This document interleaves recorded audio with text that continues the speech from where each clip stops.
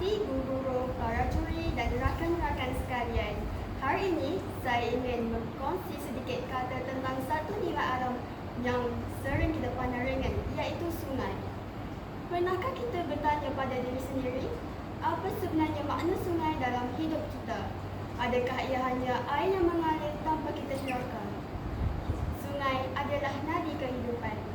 Dari zaman nenek moyang kita, sungai menjadi sumber air yang bersih, tempat membasuh, sumber makanan, malah menjadi laluan perdagangan dan penghubung komuniti.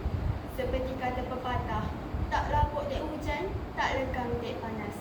Sungai sentiasa ada untuk kita. Namun, mampukah kita berterima kasih dan menjaganya? Kini, sungai yang pernah jernih dan penuh kehidupan itu semakin tercemar. Sampah sarap bertebaran, bau busuk menyengat, ikan mati satu persatu. Mengapakah jadi begitu? Siapakah yang harus dipersalahkan? Adakah kita sudah terleka? Air tenang jangan disangka tiada buaya.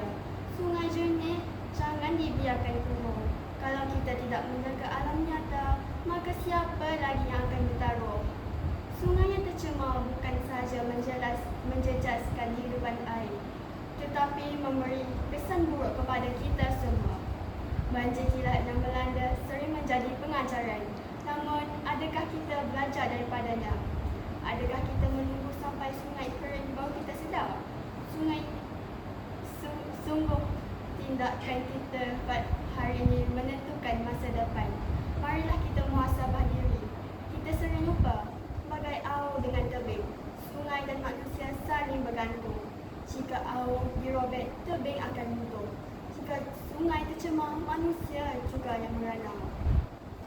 Padi masak di tengah sawah, menguning indah di bawah mentari.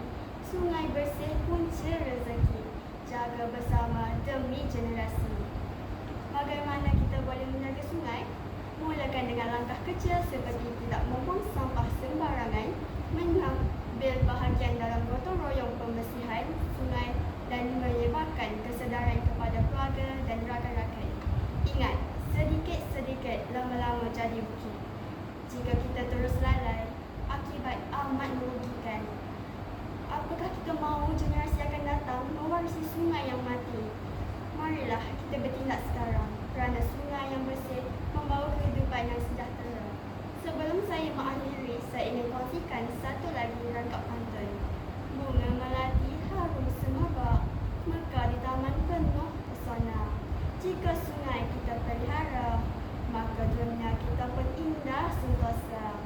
Sekian sahaja daripada saya. Terima kasih kerana sudi mendengar dan semoga kita semua tergerak hati untuk menjaga sungai kita semua. Sekian, terima kasih.